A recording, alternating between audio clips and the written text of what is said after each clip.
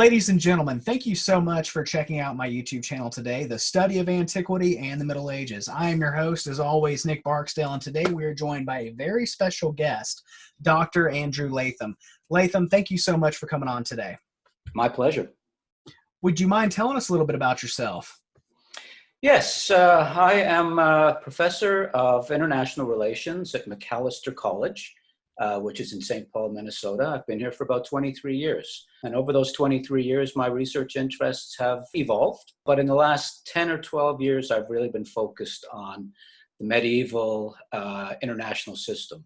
And I've written a book to that effect on that topic, and actually written a novel as well called The Holy Lance, which deals with King Richard the Lionheart, kind of making use of some of the stuff that I learned while I was doing the more boring academic research. And I teach courses on medieval political thought and international conflict. I'm kind of all over the place these days, but I'm really, really enthusiastic about getting the word out about the Crusades. I think people misunderstand them to some extent and in various ways. Especially in this era when one can be accused rather of Islamophobia at the drop of a hat. It's not really about that. And making sure that the truth kind of gets out. So Nick's enterprise here is really congenial to that project. And to my subscribers, definitely check out the links in the video description below. Buy a copy, give him your support. Honestly, I can't wait to get started. We've got a series lined up for you on the Crusades. I can't wait to explore this through the guidance of Dr. Latham. Dr. Latham, I'm going to let you take it from here. So I've entitled this lecture and the series of lectures really, The Crusades, a very brief history, 1095 to 1500. Between the mid-11th and late 15th century, an historically specific configuration of both material and cultural factors came together to make possible a set or constellation of religious wars that have come to be known as the Crusades. And this constellation included church-organized wars to the Holy Land, what we would now call Israel, Syria, Palestine, Egypt, Iberia, present-day Spain and Portugal, and along the Baltic frontier, which would include new states, newish states now, Latvia, Lithuania, Estonia, older states, Poland, and even parts of Germany and Russia. And there were also a series of crusades, short-lived to be sure, but important within Latin Christendom itself. And these were holy wars against unorthodox Christians. They used to be called heretics, and I like the word myself, but not everybody approves. Let me start today then with a discussion of the Crusades to the Holy Land. And then, as Nick pointed out, future lectures will deal with these other manifestations of crusading. Now, these crusades to the Holy Land, despite some of the mythology that's sort of agglomerated around them, were wars of liberation. And I use that phraseology advisedly. Wars of liberation initially launched by the church to restore Jerusalem to Christian rule. Now, just to remind your readers, the backstory here is that the sometimes hot war, often cold war between the Byzantine Empire and the Persian Empire had stalemated in the century or so before this first crusade in 1095, it was called, the year 1095. And a plague broke out, which we call Justinian's plague.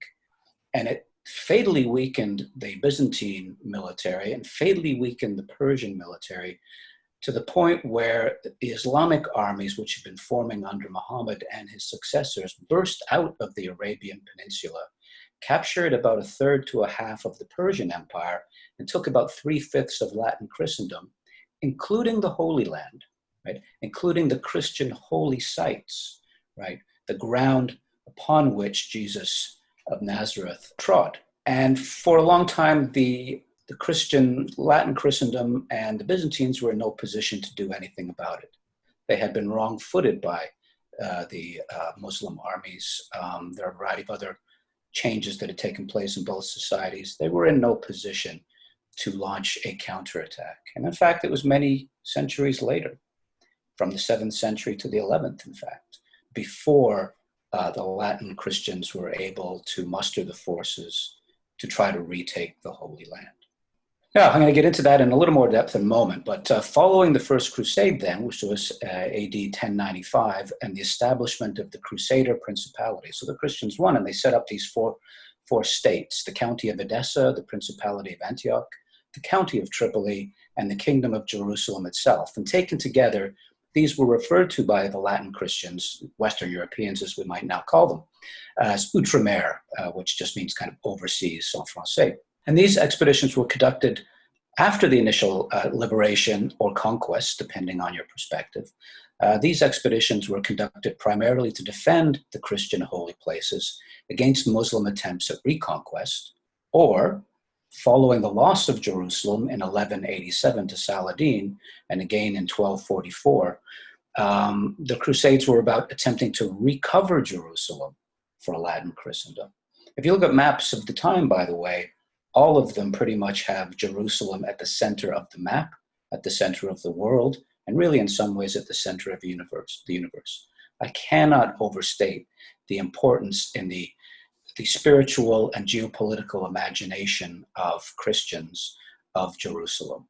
It was important to Muslims as well as the point of departure for Muhammad at the end of his time on earth, but it had nowhere near the spiritual or religious significance on that side of the civilizational divide as it did on the Christian side.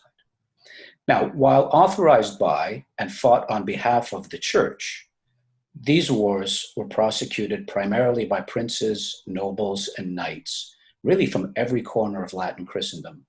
There were also so-called para-crusaders, milites ad terminum, and these were people who signed up not for a single crusade, but not for life either.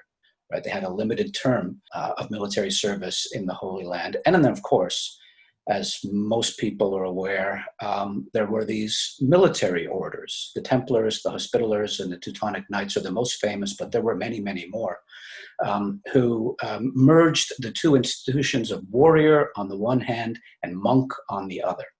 Right? And we'll talk a little bit more about that as the series of lectures unfolds. Now, these crusades were fought primarily against a range of Muslim powers in the region, not surprisingly.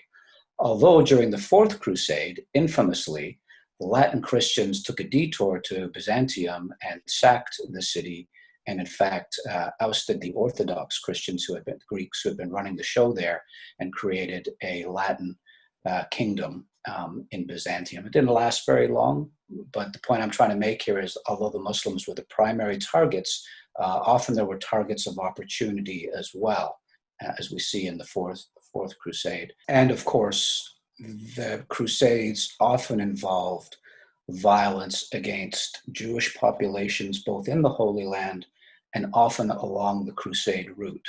That is an enduring kind of leitmotif in Western history, and certainly manifested itself in the Crusades as well. I will say, though, parenthetically, that the church often tried to stop these anti-Jewish pogroms, but the popular forces that were unleashed by the Crusades overwhelmed the authority of the church authorities with terrible consequences. Now, although the idea of launching additional expeditions to liberate Jerusalem persisted for centuries, well into the 1500s, the Crusades to the Holy Land effectively came to an end with the fall of the last Christian stronghold in Palestine, as they would have called it, or Syria, Acre, in the year 1291. So the Crusades to the Holy Land span the centuries and the years between 1095 on the one hand and 1291 on the other.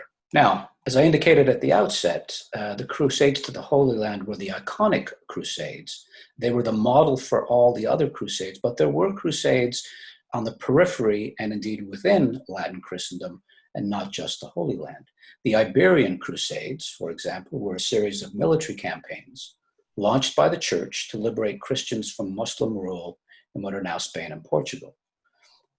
And while undertaken against the backdrop of the Reconquista, which was the reconquest by the Spanish and Portuguese kingdoms of territory which had been conquered by Muslims in centuries before, the Crusades were neither reducible to that Reconquista, which was fought by secular authorities and for political purposes, nor synonymous with this much broader and more complex geopolitical phenomenon.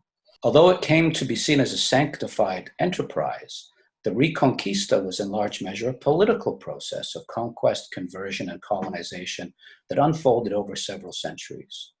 The Iberian Crusades, on the other hand, were a series of discrete, papally authorized, which is what made them crusades, religiously motivated military campaigns that punctuated that centuries-long process of Reconquista. And the Reconquista was not, in other words, an eternal or perpetual crusade, as it is sometimes represented. And that is, as we will see momentarily, that is not the case in the Baltic region, where in fact crusading was eternal and perpetual, but not so much in Iberia. Now, to be sure, these two phenomena, the Reconquista and the Iberian Crusades, clearly had a reciprocal influence on one another. Just as clearly, however, I do want to underscore this, they remain distinct expressions of particular kinds of medieval war, one political and one religious.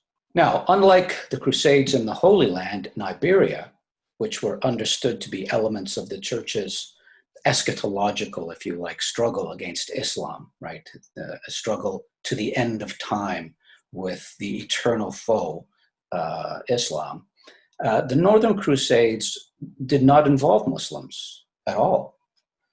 They have been characterized in the literature, convincingly, I think, as indirect missionary wars launched by the church to create the conditions necessary for evangelizing the pagan inhabitants of the Baltic states, what we would now call the Baltic states.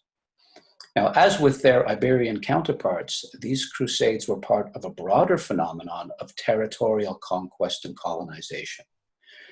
In this case, the medieval German Ostsiedlung, or settlement of the East. But again, as with Iberia, they were not reducible to that political colonizing expansionist agenda. They were connected to it, but not reducible to it. And in this case, as I indicated earlier, there was a dimension of perpetual crusade that was not found in Spain. Having said that, though, the Northern Crusades were nevertheless discrete campaigns punctuating about a 3 centuries long process of conquest and colonization that Germanized and Christianized the Baltic region. And we can identify sort of 5 phases to this historical process. The Wendish Crusades, which went from 1147 to 1185. The Livonian and Estonian Crusades, 1198 to 1290. The Prussian Crusades, 1230 to 1283. The Lithuanian Crusades, 1280 to 1435. And the Novgorod campaigns from the year 1243 well into the 15th century. Now, while authorized and fought on behalf of the church, these wars were prosecuted by Danish, Saxon, and Swedish princes, as well as by the military orders such as the Sword Brothers, whom many people have never heard about, and the Teutonic Knights, whom everybody has heard about. They were fought primarily against a range of pagan, non-Christian adversaries, so no Muslims, no Christians on the other side of this divide. And these peoples went by the names of Wends, Livonians, Estonians, Lithuanians, Suomi, and Prussians. And many of these titles, I think all of them with the exception of the Wends, are still used in various contexts today to refer to those peoples. Although some of these crusades were waged against Russian Christian schismatics. So these were Russians, ethnically Russians, who were adherents to the Greek Orthodox Church, not the Latin Roman Catholic Church. Now, by the early 16th century, these ecclesiastical or church wars, always only one element of a broader process of the expansion of medieval Europe. Medieval Europe, Latin Christendom, was on the march metaphorically and literally for many centuries. And they had contributed significantly to the extension of the northeastern frontier of Latin Christendom and the transformation of the Baltic Sea from a pagan mare incognita, an unknown sea, into a Latin Christian lake. Now, the final expression or form of religious war was not directed outward against Muslims or pagans, but inward against Christians within Latin Christendom. These were the so-called internal crusades, and they came in two flavors. The first involved church-organized war against schismatics and heretics, most famously the Cathars in southern France, the Hussites, and the Waldensians in Central Europe. These heterodox religious movements were seen as a threat to Christendom, a threat, as the medieval chronicler and canon law jurist Hostiensis put it, to the Catholic unity, which was in fact more dangerous than the threat posed by Muslims in the Holy Land. So it's one thing, according to people like Hostiensis, to fight a crusade against an external, obviously non-Christian power on the margins, geographically, if not spiritually, of Christendom. And it was another thing to be fighting against people who might destroy Christendom from within by spreading what the church considered to be heretical beliefs. And this type of crusade was thus seen as a defensive war against those who threatened the church's spiritual authority. And I want to underscore that all of these crusades were characterized by the Latin Christians as just wars, as St. Augustine would have defined them, and as Thomas Aquinas subsequently defined them as well. And they were understood, therefore, to be defensive wars against Muslim aggression in the Holy Land and against the pagan aggression, which took the format of killing evangelists who entered the pagan lands. And of course, the protection of the church against these unorthodox, heterodox, heretical movements within Europe. So they're always framed as defensive wars.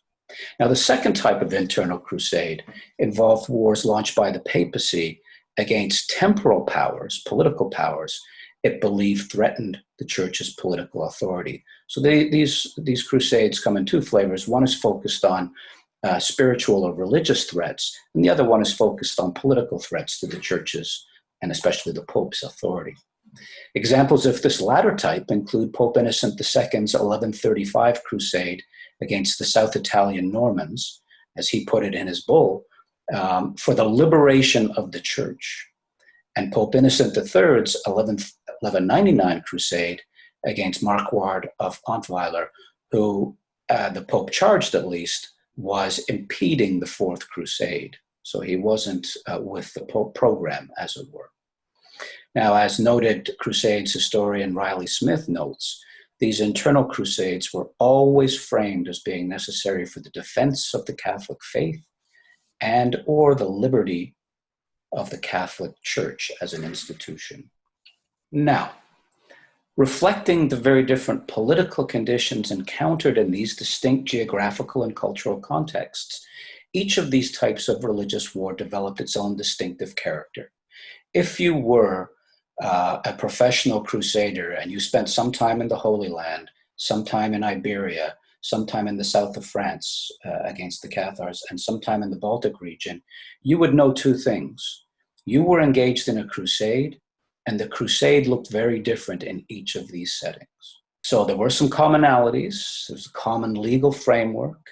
The Pope had to declare all of these, otherwise they were not considered to be crusades. And they had a common political military infrastructure, including the military religious orders. And they had a common moral purpose, the defense of the church in Christendom and or the redress of historical injustices.